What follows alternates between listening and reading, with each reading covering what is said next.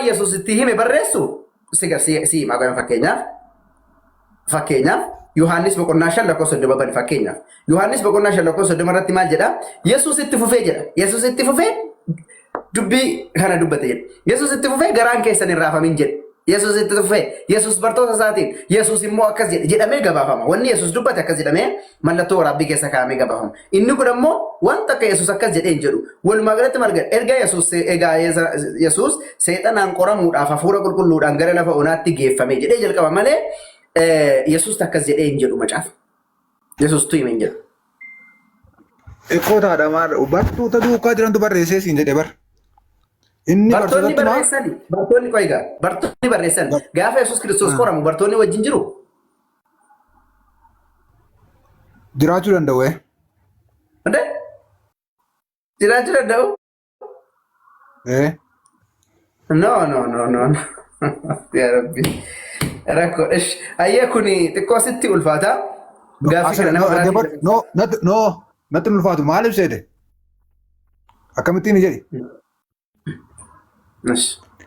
duukaa hin jiru qobaasaa ture kan jedhu hin tsaafamne waan ta'eef yeroo sanatti bartoonni isaa isa duukaa jiru warri tsaafan kun isarraa dhaga'anii tokko barsiisa isaa dhaga'aniiti kan isaan barreessan. Waan bareeda. Gaaffii na gaafatte na biccisiisi. Macaafa qulqulluutti kan barreeffame tokko kan isarraa dhaga'ame isarraa baratan. Lammaffaa immoo kan dhaga'anii fi kan irraa baratan barreessan. Kan gochaa godhame sana kan dhaga'anii barreessan. Irraa barataniitu barraa'e. Maaliin geggeessaa hafuura qulqulluutiin barreessan. Maal gooni irraas baratanii irraas dhaga'anii barreessan. So lakkii bartootatu barreessee gaafa jennu barsoonni barreessine yoo jette amma fakkeenyaaf quraana na gaafatte miti jalqabate quraanicha. Quraana gaafa na gaafattee quraanni kun maal na quraanaan si rabbi eessaa bu'e jecha nabi Muhammad rabbitti erge. Nabi Muhammaditti yommutti quraanni bu'e ragaadhaaf namni buqqee dhaabatee quraana sana yeroo irratti bu'e sana arge jira. Dhufanii barsiisan. Amma isa kana sika ani kadhaa si gaafata waan si gaafata argatii qabaamni ani waan si gaafata jiruuf na deebisitee achi deebi'i na gaafadhu awwaan si hin jedhe qoyga. Ani targeetti qaba no target jalqaba na gaafatte. Walitti laaqini amma waa'ee lafa haasamaa jiru. Wal duukaa na gaafatte. Wal duukaa jalqaba quraana na gaafatte. Deebisee xumurree bar booda na gaafatta isa kana rakkoon qabu booda na gaafatta gaaffii barbaadde. Jalqaba amma carraa kan jedhu yeroo takka gaaffii na gaafatta la amma natu si gaafachaa jira. Gaaffii ati immoo yoo qabaatte na gaafatta rakkoo tokko hin qabu. Garuu tokkoffaa asirratti Yesuustu isaanitti hime yoo jette Yesuus isaanitti himuun asirratti hin dubbatamu. Tole ofii dhaga'an jechuu kee haa qabannu tole ofii dhaga'anii haa jennu. Yesuus wajjin deemanii dhaga'anii haa jennu. Sagalee seexanaa akkamitti dhaga'an isaan?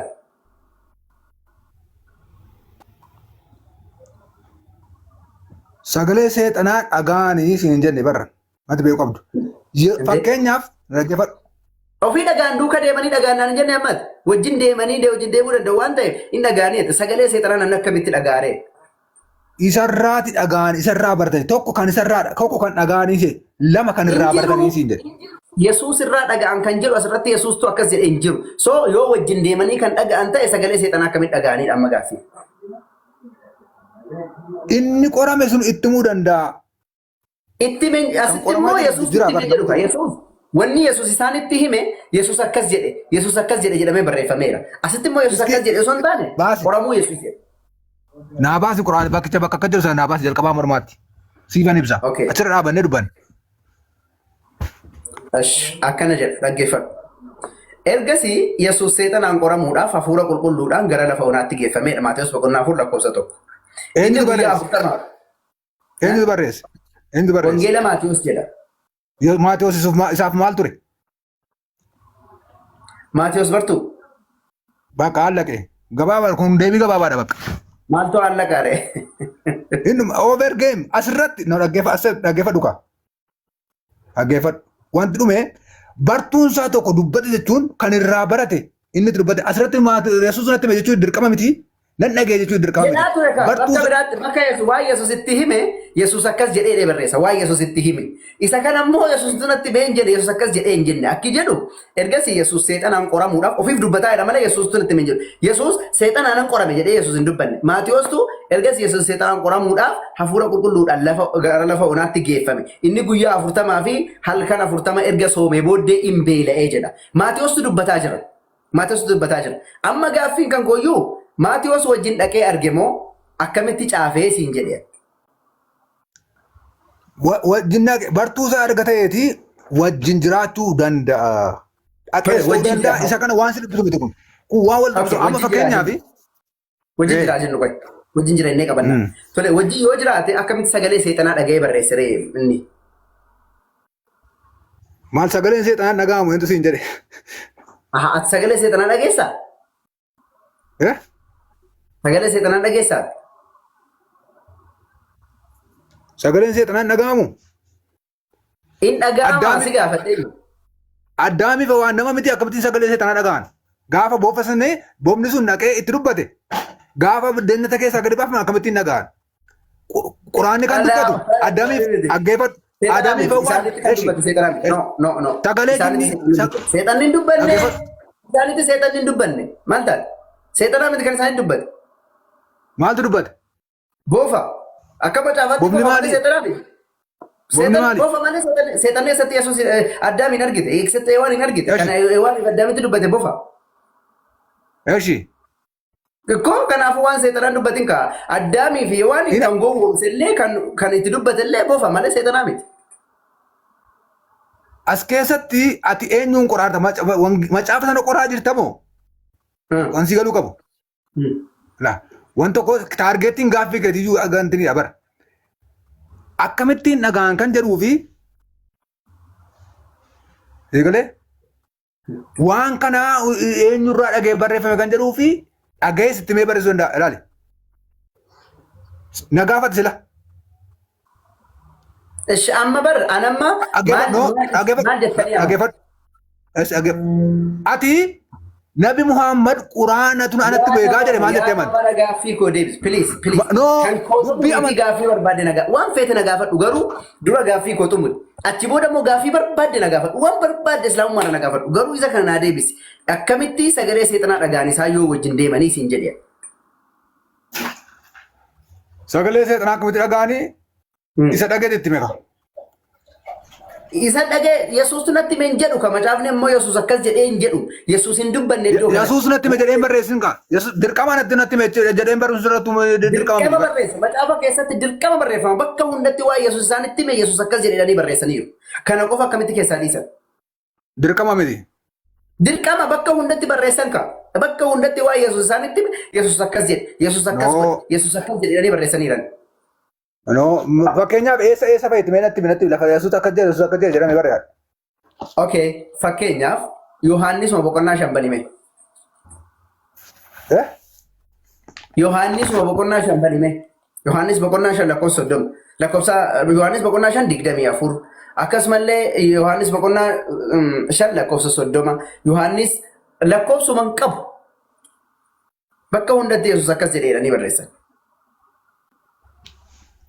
So asirratti rakkoo gaaffii kan sitti uume Yesuus akkas jedhanii barreessine wayi dammoo ofii dhageenya jedhanii barreessine akkamittiin tu barreessan jechuudha barbaadeeti gaaffiin kee.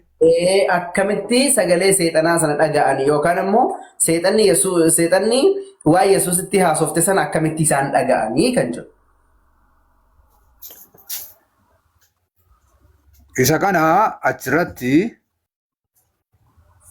Yesuus akkas jedheetu akkas na goote seexanni jedhee barreessuun isaanii dirqama miti inni kun dhiisanis bartuu isaa ta'anii hanga jiranitti waan Yesuus dhagaanii dubbatan barreessaa waan ta'aniif dhaggeeffadhu. Kun gaaffii salphaadha. Gaaffii salphaa. Lammii kam? Yeroo ta'u. Lammii obboleessa kee kana gaafadha qo'e. Lammii. Akkam nagaadhaa? Jirtaa? Yeroo jalqabaatiif hin gaaffiidhaan si jalqabe gaarra. Sorry. Rakkoon qabu. Gaaffiin koo Maatiyoos boqonnaa 4 irratti seexanni yeroo Yesuus wajjin dubbattu argina. Dhugaadha. Seexanni waan seexanni dubbatte kana eenyutu dhaga'ee barreesse?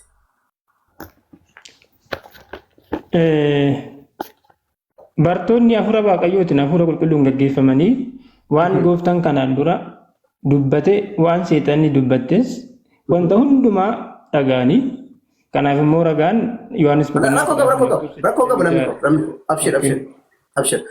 Okay. Waliigalatti hafuura qulqulluun geggeeffamanii yookaan immoo hafuura qulqulluutu isaanitti meennaan barreessan miti.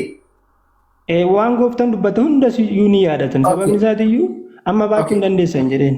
Gabaabaa bareeda ifaadha. Hafuura qulqulluun kun waaqayyoomi? Waaqayyoodha. Okay, waliigalatti waaqayyotu akka waan Yesuusiif seexanni waliin haasawan waaqayyotu bartootatti himee jechuu waliigalatti. Humna ta'ee fi ogummaa ta'ee fi yaadachiisuudhaan eeyyeen. Yaa rakkoon qabu ani si hubadhaa beeka sirrii afaan Oromoo kee kun sirrii naa gala. Dhugaadha kun. Okay, kanaafuu waliigalatti waaqayyotu waan seexanaaf Yesuus wajjin dubbate bartootatti himnaan bartoonni barreessan tole waan bareeda. Maaliif yeroo hunda kiristiyaanonni maaliif suuraa jinnii irraa gaaffii gaafattarre? Fakkeenya suuraa jinnii irratti waan jinnoonni dubbatan Rabbiin Nabi Muhammad itti hime. Nabi Muhammad ammoo bartoota isaanii barreessisan Qur'aan. Waan jinnii waliin dubbatte Rabbiin Nabi Muhammad itti hime. Eega waan seexanii dubbattu Waaqayyo kan namatti himnaan namni barreessu ta'e maaltu gaaffii namatti ta'are asitti? Suuraa jinniidhaan yeroo hunda gaaffii gaafatan gaaffii wanni namatti ta'u maaliree? Eega Waaqayyo waan seexanii dubbattullee waan harreen bal'aam dubbattullee kanneen Waaqayyo erga namatti hime nama barreessu ta'e wanni Rabbiin waan jinniin dubbatte Nabi Muhammaditti himuun maaltu gaaffii namatti ta'are?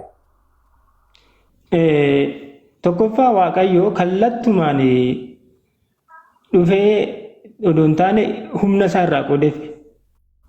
Ogummaa isaa irraa qodee fi ittiin gaggeeffaman. Kanaan laamoo fudhanne guutummaatti aangoo isaatiin dhaggeeffatedha waaqa garaagarummaan jiru kana. Akkuma fedhettu haa ta'u inni kunis Waaqayyo waan seexanii dubbatteyyuu namatti hime nama barreessisa. Inni kunis Rabbiinis waan jinnoonni dubbatte waan Rabbiin jinnoonni dubbatte Rabbi Nabi Muhammaditti hime jechuun kun maaltu gaaffii namatti ta'are yoo dhugumatti ilaala yoo dhugumatti namni waan of harkaa qabu sana yoo xiinxale. Yoo hubannaa waan of harkaa qabu kanaaf yoo qabaate waan wantoota hedduudhaaf deebii namaa ta'a. Kun immoo waan agarsiifama nama dhibuu miti. Waan guyyaa hunda fakkeenyaaf amma nuti guyyaa hunda seexanni Yesuusin qoree akkamitti Yesuusitti dubbate kana jechaan oolu. Gaafa munaasabaa yookaan waa wahii dhufee dubbanna malee. So guyyaa hunda halkanis guyyaa ganamas jinniin akkana taate suuraa jinnii akkas ta'e maarree jedhan no kun waan of harkaa qaban xiinxaluu dhabuudha. Wannan si gaafadheef akka doktiriinii keessa wallaalee miti lammi. Akka waan isin jettee waan atama jettee naa deebistee akka akkas jettee amantu nan beeka. Guutuutti. Wanni hangan si gaafadheef kiristiyaanota yeroo hunda waan kana intanaa jedhaniifan guyyaallee gaaffiin kun gaafatamaa ture. Kanumaaf intanaa jedhe malee nan beeka sin jechuu barbaadeen waan doktiriinii keessa yookaan waan jettee amantu nan beeka. Thank you nan salaataa nama tokko wajjin itti fuftanii.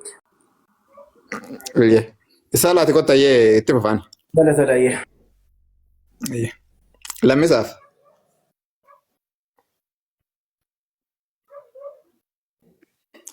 Gaafachaa jirta turte? Itti fufi. Naa deebistaa? Itti fufi yoon dadhabeen nama baay'eetu jira. Barsaan mundiras jiranii akkasumas immoo barsaan abiibas jiranii barsiiftuun sumayyaanas jirti. Itti fufi. Gaaffiin tokko naa galuu deema. Ishi gaafadhu. Jibriil yeroo dhufuuf ibsee jira namni argee barreessa jira. Maal akka jaallatu maali? Yeroo walitti dubbatan. Eeyyen. Still Quraana keessa jira. Laa Quraanni dubbii Jibriil yookaan dubbii Nabi Muhammad miti. Quraana keessatti Jibriil of ibsuu hin danda'u. Eenyutu argee nutti mare? Eenyutu argee nutti hima? Yeroo isaan waliin dubbatan. Yeroo isaan waliin dubbatan tokkoffaa irratti sahabaan illee arganiiru bifa namaatiin isanii Nabi Muhammad sallallahu alaihi wasallam dubbatu. Eenyuun? Saabonni. Maal jette? Saabonni duukaa buutonni jettee? Duukaa buutonni illee isanii bifa namaatiin dhufee amrii diinii isaanii yookaan immoo akkaataa diinii isaanii diinii isaan itti geggeeffatan dhufee yaanii Nabi Muhammaditti himee uummata biratti jechuudha sii galee. Otoo Jibriil gara isaan dhufin duukaa buutota qaban? Aywa, ati jechuun yeroo gaafa jalqabaa sana jechaa jirta? Duuka buuteen arganii. Gaafa sanallee gara Hiraa irratti anta Rasulullah waana Jibriilun jedhee dubbatee ni jira. Ani Jibriilidha, ati immoo ergama Rabbiitii jedha. Siratu Nabii Ibn Hisham fi qarni thaani yaani jaarra yaani Nabi Muhammad sallallahu alaihi wasallam hijiraa irraa jaarra lammaffaa keessatti namni Ibn Hisham jedhamee kitaaba Ibn Hisham keessatti jechuudha. Siiraa Nabi Muhammad yookaan immoo seenaa Nabi Muhammad yeroo barreessu hadiisa mutawaatira yoo ta'e yookaan immoo hadiisa sahaabaa irraa odeeffameen Rasuulli sallallahu alaihi wasallam حتى إذا كنت في وسط من الجبل فقال لي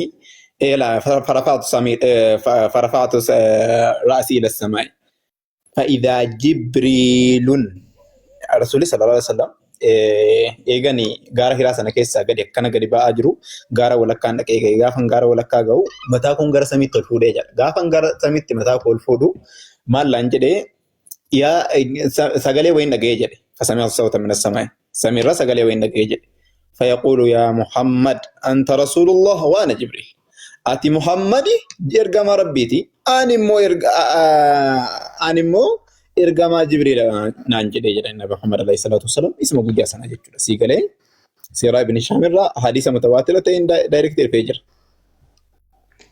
namni argee dhugaa ba'ee jiraatti.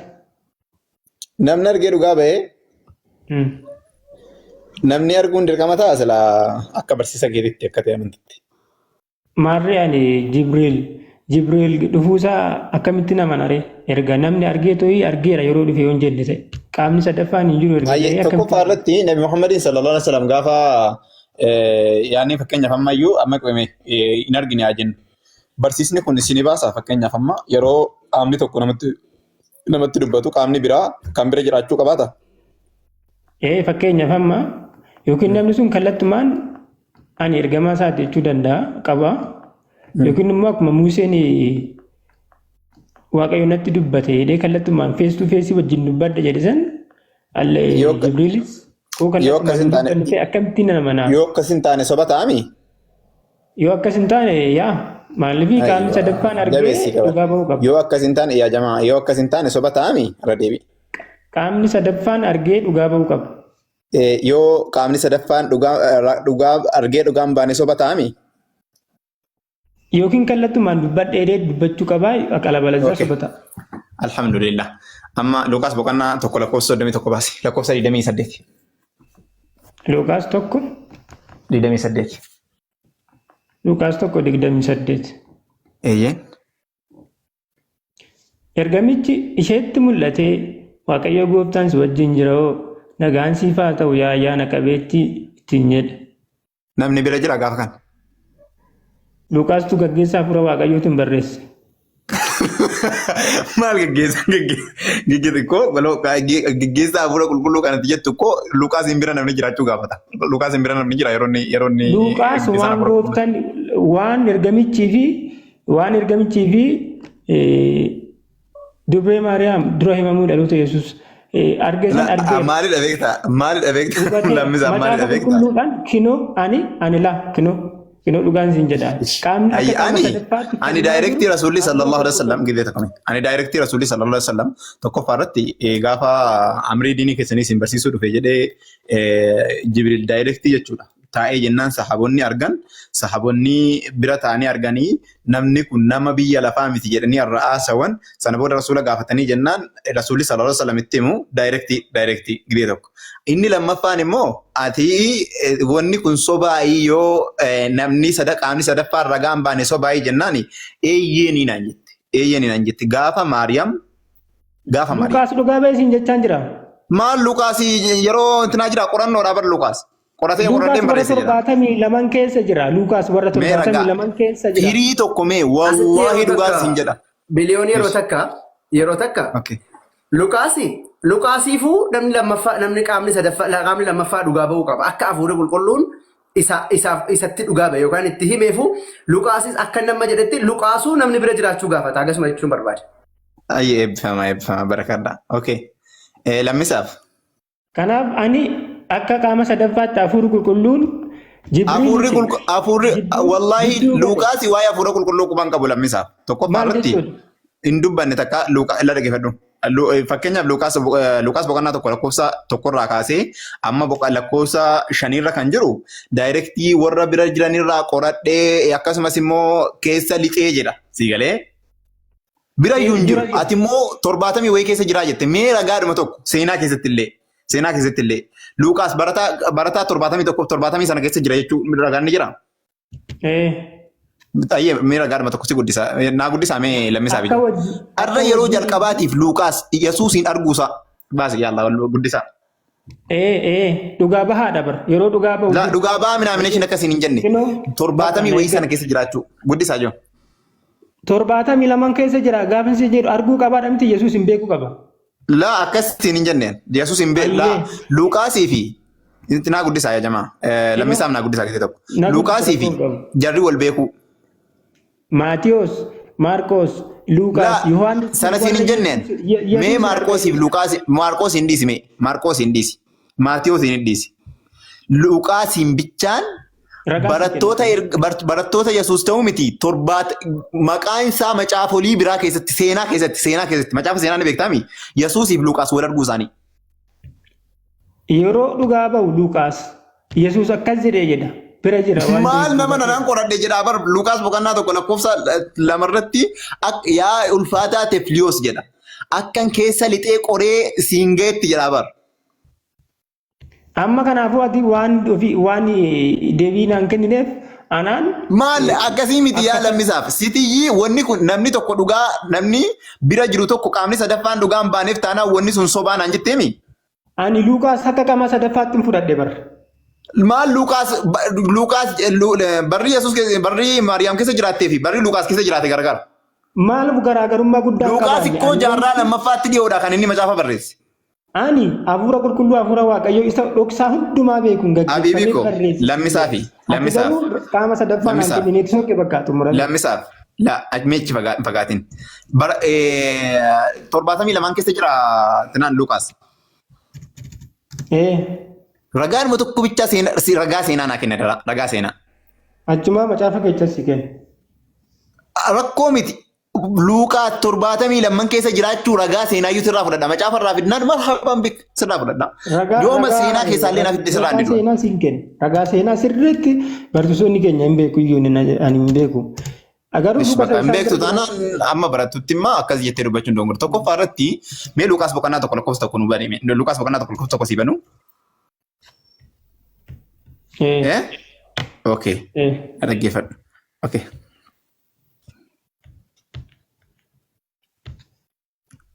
Sii banaa jira.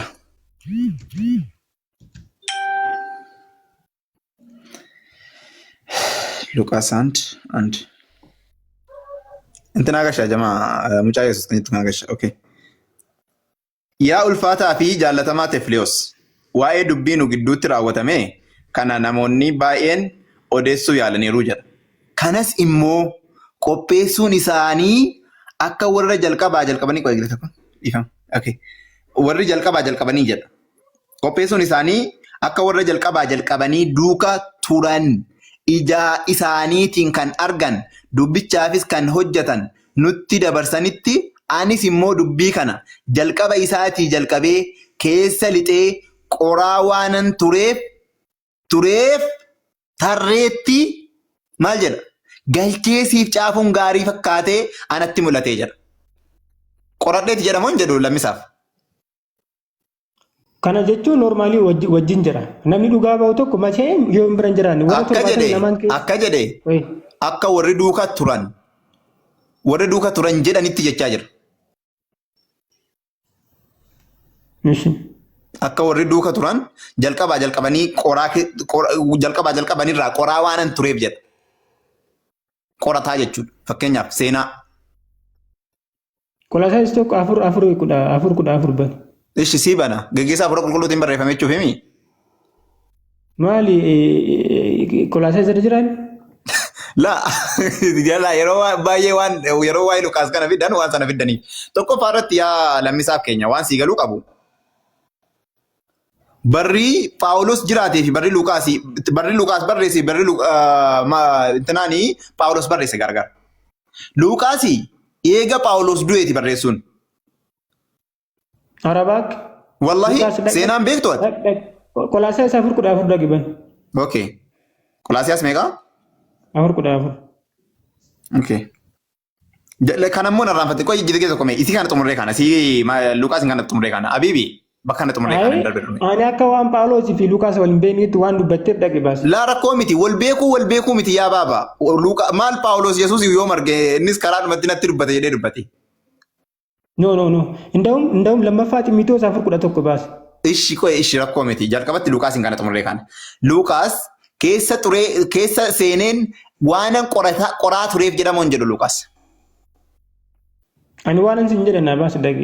Ishi sii baasa baaba mee kana na deebisi kee lammisaaf keessa seenee qoraa ture moo qoraan ture intanaan Luqaas. Inni kun normaalii akkatti hiikamu qaba akka qorachuu kamiyyuu hiika qaba. Kallattii. Maal hiikaan isaa maali? Okay. Hiikaan isaa maali? Lammaffaa naabani dhaqe lammaffaa Ximotewos 4:11 na baas. Adaraasi kana na deebisi kee. Luqaas qorachaa ture moo biran jira jedhee moo qorachaan ture jedha. Warra duuka turanirraan qorataa ture jedhee moo hin jenne? Hiikuu hin danda'u kanaan. Beekumsa qaba. Okay. Hiikuu hin dandeessu. Okay. Ishi mee gibee tokko mee irra deebi'ee si dubbisa sana booda dhaqee si dubbisa. Okay. Yaa ulfaataa Tefiliyoos jedhe jaallatamaa fi jaallatamaa Tefiliyoos waa'ee dubbii nu gidduutti raawwatame kana namoonni baay'een odeessuu yaalaniiru jedha. Kanas immoo qopheessuun isaanii akka warra jalqabanii duuka turan ija isaaniitiin kan argan dubbichaafis kan hojjetan nutti dabarsanitti jedha. Nutti dabarsanitti. Duraan dabarsa yookaan immoo seenarraa fuudhe jechuuti galee. Anis immoo dubbii kana jalqaba isaatii jalqabee keessa lixee qoraa waan hin tureef eenyurraa warra isaa isatti dabarserra. Okay. Galchee jedhe siif caaf yaanni tarreetti galchee siif caafuun gaarii fakkaatee natti mul'atee jedha. Waa'ee hafuura qulqulluu miti. Yaada isaati akka kanatti gaariidha jedhee gaarii ta'uu isaatti mul'ate. Fakkeenyaaf gaarii ta'uun oolu kun jedhee jechuudha yaadaan. Sigalee akka kanatti kan barreeffame. Okay. Amma kan intiraan ta'a barru. Maaltu yaa baasu? Lammaffaa Ximotewos maal jedhee Phaawulos fi Luqaas waliin beekan jedhe. Lammaffaa Ximotewos 4:11. Jechuun waliin beekan siin hin jenne barri Phaawulos barreessee fi barri Luqaas barreesse garagara.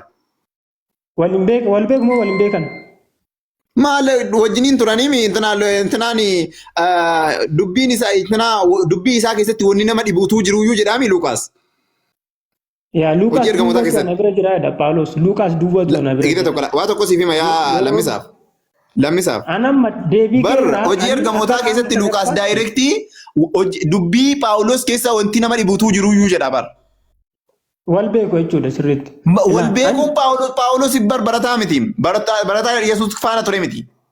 Akkasii gaafadhe eenyutu Maryamiin arge gaafa isiin Luqaas boqonnaa tokko lakkoofsa 18 irratti 28 irratti jechuudha. Ergamaa Waaqayyoo akkana jedheen yeroo jedhu intinaan eenyutu dhugaa ba'eef? Ani yaa obboleessa kiyya hafuura Waaqayyoo isa wanta hundumaa qoree danda'uun gaggeeffameet wanta hundumaa argee barreessa. Bar lammisaaf hafuura qulqulluu hirkachuun gaafa dubbiin akkana nama qabe wallaahi dubbii dadhaburraa. Siigalee rakkoodha. Dhugaa miti nuti bar gaggeessaa hafuura Waaqayyooti macaan qulqulluu. Okay gaggeessaan hafuura Waaqayyoo maaliif Luqaas boqonnaa tokko lakkoofsa tokko siif kudidire? Eegeera. Sana hin beeku jettee hiikuun danda'u naan jette isa Luqaas boqonnaa tokko lakkoofsa 28 siifii Luqaas boqonnaa tokko lakkoofsa tokko moo maaliif siifuu dadhabe? Wanti nan isin jedhe dhageesse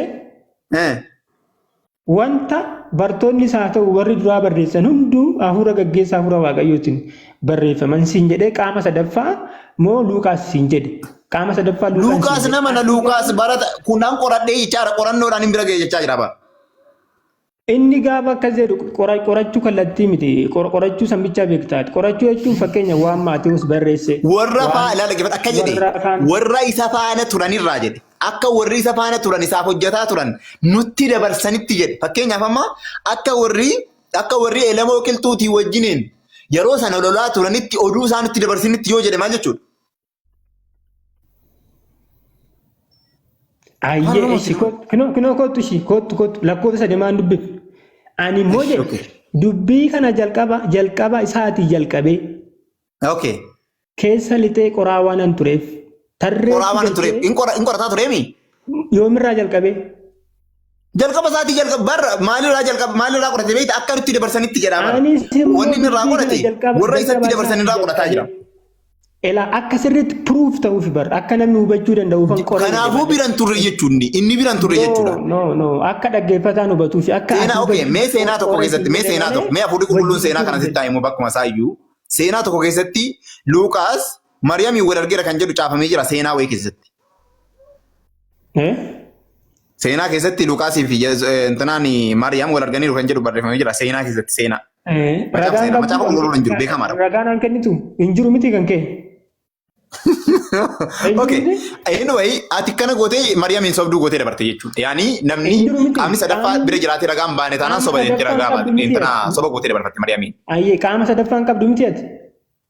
Ayyee siif hima dhaggeeffadhu. Ayyee nu barsiisa Islaamaa keessatti yaa baabaa kiyya. Nabi Muhammad sallallahu alaihi wasallam Quraana keessatti Allah subhanahu wa ta'ala dhugaa ba'ee fi jira. Suurat An-Najm ayata 3 irratti wama yantiqu anil hawa in huwa illa wahyu yuha nun jedha. Nabi Muhammad sallallahu alaihi wasallam ofirraa kaasee yaada isaa waan tokko dubbachuu hin danda'u. Waan tokko hin dubbatu jedha. Maal malee in huwa illa wahyu yuha. Inni wanni inni dubbatu hunduu waan beeksisatti godhame yookaan waan Rabbiin itti dubbate malee tasuma ta'e ofirraa hin dubbatu jedha. Kanaafuu hadisni Rasulullah sallallahu alaihi wasallam kan Rasulli فإذا بلغت وسطا من الجبل يرون دولكا غارا يرون جدي واي جبريل سنه دبتو كان النبي محمد صلى الله عليه وسلم او في راكاسين دبني سرافو دبته وحي بيكس ربي بيكست غدي النبي محمد صلى الله عليه وسلم بودا وحي بودا مالت جيتش اما دبتكم مچافا كenya را فدتمي كمتو كان او في رافو دبتو كان جت كان Me Nabi Muhammad sallallahu alaihi wasallam ofirraa fuudhee dubbatu kan jedhu macaafa keerranaa kenni.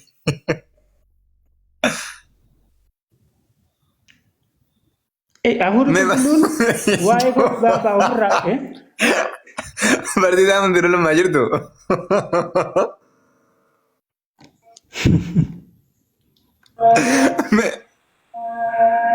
Mundiruu Lammaa jirtu. Adana bara nubira ishanu gaye. Kino bas Yohanes kuda sadi bas. Aye Yohanes kuda sadi. Ya kuda sadi. Ya jamaah jabisa kabada. Okay. Wallahi koi. Mundirul masir jabisa na kabada jo. Sajil. Ani afura qulqulluun jedha ani Jibril hin jenne ani Jibril hin jenne ani leen Jibril hin jenne afura dhugaa sana hin jenne meeqa Muhammad hin jenne ani afura qulqulluun jedhe Yohanis koi rakkoo miti hin jedhe Luqaas intana Yohanis boqonnaa 16 jabeessa ana qabadhaa jiru ayye meeqarraa kaamnititti himnaa 12 irraa dubbisu okay Me koi mesa kamne dubinu nigara bana da okay me koi me kana tu jalqaba kamne dubimne kuda la torbarra kamne dubinu duguma isinitti maa jedha yoon adeeme isiniif wayya jedha yoon adeemuu dhabaadhe inni isiniif dubbatu gara keessan hin dhufuu jedha gaafa Yesuus Kiristoos biyya lafaarra ture afurri qulqulluun ni jiramoo hin jiru afurri qulqulluun Partoota kan kenname erga ol ba'ee.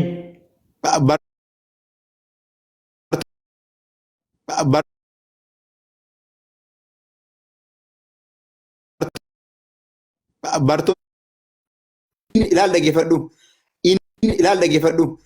Inni isiniif dubbatu jedha. Afurri qulqulluu yeroo Yesuus biyya lafaa jiru biyya lafaarra jiramoo hin jiru. Kan inni abdachiisee erga ol ba'ee akka dhufu kan ittiin.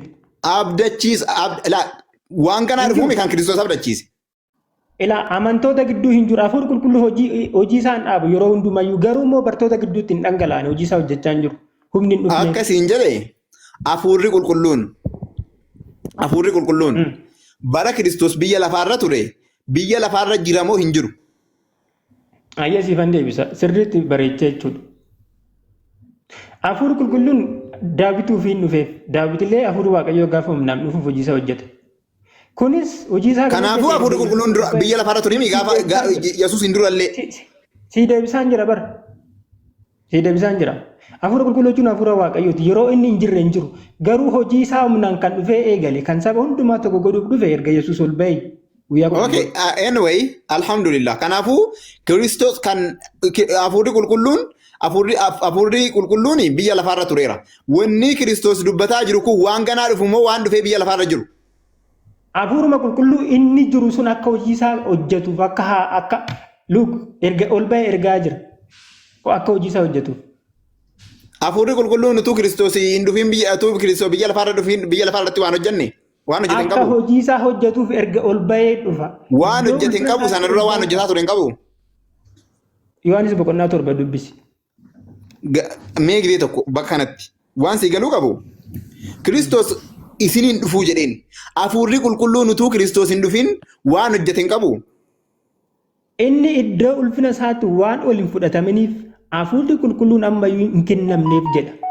Ani kennamuu siin hin jenne yaa lammisaaf keenya. Yaa lammisaaf. Diina hin kennamneef malee hojii isaanii eegalee. Okay, biyya lafa Kiristoos immoo isiniif hin dhufu jedhe moo isiniif hin kennamne jedheen? Yesuus maal jedheen? Dubbisnee barbaada. Dhuguma isinitti himaa jedhe. Yoo na deeme isiniif wayya, yoo na deemuu dhabaadhe inni isiniif dubbatu gara keessan hin dhufuu jedha. Lafarra jira moo hin jiru gaafa Kiristoos jiru? Gaafa amantoonni gaafa Yesuus jiru. Hafuurri qulqulluun sittanima na dhaggeeffadhu yeroo hundumaaf. Wallahi akkasitti hiiktu laa inshallah biidillah. Intina raajii Nabi Muhammadiif dubbatame daayirektiin micciiruudhaaf. Okay. Anyway, alhamdulillah. Arra waan kanarraa si wajjin haasa'u. Okay, mee si haa gaafadhu. Hafuurri qulqulluun gaafa Yesuus Kiristoos biyya lafaarra jiru lafa dhufe moo hin dhufne? Siifanima dhaggeeffadhu. Gooftani hafuurri qulqulluun eeyyeen jira. Harumaa wanti nama ajaa'ibu akka isaan deemanii seexana baasaniif hojii aangoo akka hojjetaniif gooftummaa kenneef Yesuus jechuudha. Na guddisaa miti beekaa jiru. Ogummaa isaa irra qoodeefi. Guddis rakkoo hin qabu. Aan akkasiin hin jenne. Akkasiin jedhee baabaa. Sagaleen kee jiraa? Jira. Sagaleen kee hin jiru? Jira. Sagaleen kee jiraa? Okay. Dhuguma isinitti himaa jedha. Maaliin isinitti himaa? Dhuguma isinitti himaa jedha. Yoo na deeme isiniif wayya. Yoo na deemuu dhabaadhe inni isiniif dubbatu gara keessaniin dhufuu jedha. Kiristoosii waan ganaa dhufu moo waan dhufee lafa jiru dubbataa arasitti? Eenyuuf dubbatame? Jibriilifi? Nabi Muhammadiif dubbatame? Ani Jibriil isiin hin jenneen. Waan tokkollee isiin hin jenneen. Eenyuuf dubbatamee ilaala kifate eenyuuf dubbatamee osoo hin taane hafuurri qulqulluun gaafa Kiristoos akkana jedhu kana biyya lafaarra jira moo hin jiru? Ayyee biiliyoon itti seenta taananii isa kuni Nabi Muhammadiif dubbatame jettee itti seenta taananii gara hin taanes deemta. Rakkoo tokko miti. Ani waa'ee sanaatiif siin dubbachaa hin jiru. Isii kana bichaa naaf hiiktee dabarfatta. Hafuurri qulqulluun gaafa Kiristoos biyya lafaarra ture. Gaafa Kiristoos akkas gara keessan dhufu jedhu kana biyya lafaarra jira moo hin jiru? Hafuurri qulqulluun. Inni hafuura qulqulluu qaba Yesuus. Biyya lafaarra jira moo hin jiru siin jedhe? Hafuurri qulqulluun hojii isaa kaniin jira garuu ulfina isaa hojii isaa kaniin alhamdulillah. Okay. Kiristoos hafuura qulqulluudhaan guutame moo hin guutamne? Na dhagaa jirta waan isin jechaa jiru. Hafuura qulqulluudhaan guutame hojii jammare moo hin jammare gaafa duraa? Poolitikaan godhin hojii ergamootaa boqonnaa tokko dhaqe.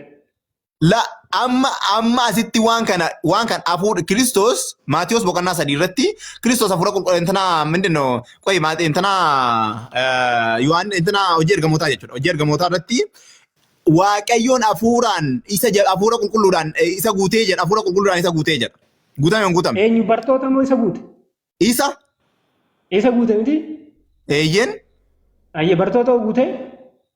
Rakkoo miti kan bartootaatti deemnaa bar gara keessa hin dhufu jechaa jira waan dhufee fi waan dhufu ganna adda baasuu deemnaa bar. Eenyutu guutame? Hafuura qulqulluun kan guutame eenyu? Hafuurri qulqulluun hojii irra hin turre naan hin jenne tam. Ani hojii hafuurri qulqulluun yeroo inni ittiin jirreyyuu hin jiruuti. Garuu barattoonni hojii kanaafuu amma jabeessi qaban. Hafuurri qulqulluun gaafa Kiristoos lafa jira moo hin jiru ree? Bareechee sirriitti siibsee jira. Jira moo hin jiru? Jira moo hin jiru siin jedhame? ulfina isaatiin isa qofatu qaba. Waa'ee ulfinaa dhiismee yaa baabaa Isa itti qofatu deebina qaba. waliin dubbisna hundayyuu. Isa qofatu Tartiibaan hafuura gaditti deemna. qulqulluun gaggeeffamaa ture. Ganaa Isa kunoo qofatu laal waa'een intinaa isaa laal geeffadhu 16 irra jira. 16 28 irra jira waa'ee ulfina isaatiin dhufu. Ganaa itti deemna sanas dhattee naaf hiikta sana rakkoo miti ishii. 28 irratti. Okay? Amma sanaa miti gaafiin kiyya. Gaafiin kiyya gaafa Kiristoos biyya lafaarra jiru hafuurri qulqulluun jira moo hin jiru? Isatu qaba. Jira moo hin jiruun siin jedhe biyya lafaarra? Hafuurri qulqulluun yoo jiraate iyyuu hojii isaan barattoonni harka hin jiru. Okay. Hafuurri qulqulluun lama moo tokko? Tokko. Hafuurri qulqulluun tokkodha. Garuu barattoota Tokko. Hafuura qulqulluun tokkichi kun biyya lafaarra jira moo hin jiru? hojii isaa yeroo sanitti hojjechaa hin jiru. Yesuus qofatu hojii aangoo kana hojjechaa. Okay. Hafuurri qulqulluun gidduudhaan hojii dhaabee ture? Gidduudhaan hojii dhaabee ture Waaqayyoon hafuurri qulqulluun kun. Waaqayyoodha jedhee amana yaa jamaa. Ani hafuurri qulqulluun hojii dhaabe siin hin jenne. Okay. Yeroo hojii malee taa'u ni qaba hafuurri qulqulluun kun. An ammas hin jenne. Okay. Hafuurri qulqulluun hojii hin jammarre naan hin jenneeti. Hojii biyya lafaarratti hin jammarre naan hin jenneeti. As hin jenne. Hin jenne okay. Sirreeffadhu okay. Akkana jettee turte. Inni akkana jettee turte rakkoo miti. Yoon jedhe dhiifama. Ani kanas hin jechaa jiru na dhagaye. Okay. Barattootaaf kan humnaan dhufeef erga inni iddoo ulfina isaatti ol bahee ragaan sii Okay. Ilaa dhageeffadhu. Intinaani yaani Waaqayyo fakkeenyaaf amma ani isin keessaa jedhee barsiisa Kiristoos. Maal loojikiidhaan deemta Yohaanis? Ani isin keessaa jedheenii bartootaan. Ani isin keessaa jedheenii. Dooktoriinidha kun. Dooktoriin maal intina kun dooktoriin miti. Kun barsiisa Kiristoos miti. Tokkummaa wajjin tokko ta'uuti kun. Kun isaan qofaaf miti addunyaadha. Akkasiin jedhee maaliin isaan keessa jiraata? Inni iddoo ulfina isaatti waan ol hin fudhatamaniif hafuurri qulqulluun ammayyuu isaan hin kennamneedha. Alaan gaafii gabaabdu Kiristoosii ani isin keessa jedheenii ture yaa jamaa.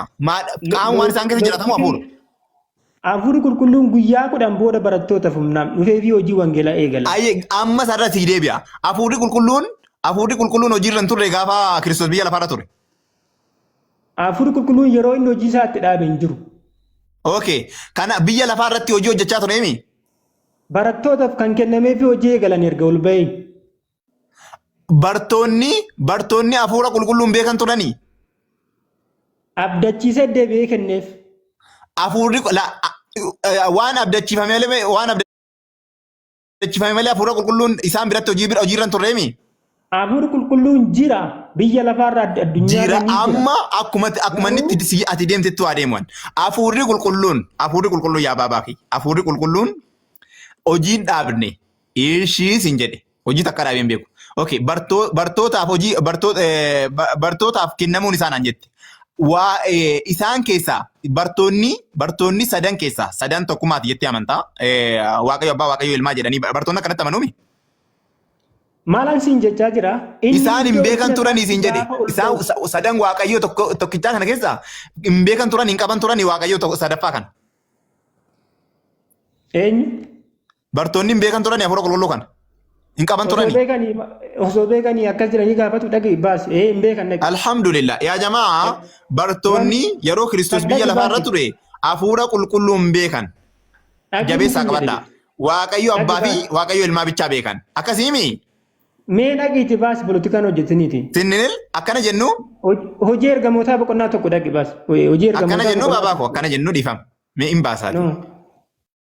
Hojii ergamootaa dhagi boqonnaa tokko lakkoofsa ja'a. Hin baasaan akkasiin jedhe amma hafuura qulqulluu ati Waaqayyo jettee amantaa hafuura qulqulluu jalqabatti. Hojii ergamootaa boqonnaa tokko lakkoofsa ja'a dhagi baas. Adaraachi nuun deemin gibee tokko waan kana irratti deebinaa deebisi. Maalidha beektaa lammisaaf? Lammisaaf wanni bakka kanatti wanni bakka kanatti si gaafachaa jiru. Tokkoffaa irratti ati hafuurri qulqulluu Waaqayyoodhaa jettee amanta. Deebitee immoo hafuura qulqulluu in ergama intana eega ol beeti Kiristoos ergaa hafuura qulqulluun qaban turanii bartoonni. Kinoo dhagin dubbifnaa jira kinoo hin dubbifnaa. Hin qaban turanii? Hojii ergamootaa boqonnaa ja'a hojii ergamootaa boqonnaa tokko lakkoofsa ja'a baasi. Wallahi siifan bana lammisaaf. Hin qaban turanii hafuura qulqulluu. Isa kinoo inni deebisii kenna dhaqe. Okay, ijoollee ayyee dhaqee baasaaf itti deebi'amoo bakka nana laafate. Okay, itti sii deebi'a bakka nana laafate. Okay. Deebisii kenna dhaqe. Okay. Hojii ergamootaa boqonnaa tokko lakkoofsa ja'a. Jaa'ee. Waaqayyo sadan keessaa tokko kennamuu fi deema ganaa. Dhaqiitii. Duraan hin turre ganaa kennamuu deema. Okay. Anyway rakkoo miti. Hojii ergamootaa boqonnaa tokko lakkoofsa ja'a. Yeroo walitti qabamanitti ergamoonni yaa gooftaa siyaa kana Israa'el mootummaa deebiftaa fiiree jedhaniin gaafatan. Inni immoo na irra anasi dubbisa qoy seera inni dubbisa. Okay. Yeroo walitti qabamanitti ergamoonni yaa gooftaa siyaa kana Israa'eliif mootummaa deebiftaa fiiree jedhanii gaafatan. Inni immoo bakka qoy ishee okay. Gidee tokko. Qoy yeroo tokko waan dubbadduun qaba. Yaa gooftaa siyaa kana Israa'eliif mootummaa deebiftaa fiiree jedhanii gaafatan jedhe. Utuu hafuurri qulqulluun isaan irra jiraate humna qabu ta'e hin gaafatan ture. Sababni isaa rakkoo miti. Mee gidee tokko hafuurri qulqulluun intina loojikii intina gatii xaadhiisiiti arra dhugaa waliin haasamnee deemna ishii lamisaaf. Torba dubbisi. Okay. Yeroo yookiis bara abbaan gooftummaa isaatiin dhaabee beekuun isiniif hin kennamne. Isin garuu hafuurri qulqulluu yommuu isin irra bu'u humna hin godhattu jedha. Yerusaalemitti, Yihuudaa hundumaatti, Samaariyaatti hamma andaara lafaatti dhugaa baatuu koo hin taatu jedheen. Isaan hin jedheen. Hayyee gaafa maal ta'anidha kan isaan humna godhatan? Gaafa hafuurri qulqulluun isaan irra bu'e. Hafuura qulqulluun qabaniimi isaan dura. Kanaafuu abdachiisa jabeessaan akka badaaju. Hafuura qulqulluun qabaniimi. Gidee tokko rakkoo miti. Hafuura qulqulluun qabaniimi. Erga ol bahee kennee guyyaa 10 booda. Rakkoo miti walii gallamma. Hafuura qulqulluun qabaniimi isaan dura. Hin qabane. Harkadhaaf ijoo hafuura qulqulluun beekan bartoonni waaqayyo hafuura qulqulluu jedhamuun beekan turan akkasiimi. Erga ol bahee hafuura qulqulluu ergeef. Amma biyya lafaarra ture waaqayyoon hafuura qulqulluun turreemi. Waaqayyo hafuura qulqulluu jedhamu bartoonni beekan turaniimi. Wanta isin jechaa jiru na dhaggeeffadhu. Hafuura qulqulluun kan dhufeef erga inni ol bahee isin jedhe guyyaa 10 booda. Jooramni kilaaksii of intina abdii. Maal politika hojjeta? Munzirjira deemi munzirjira. Okay.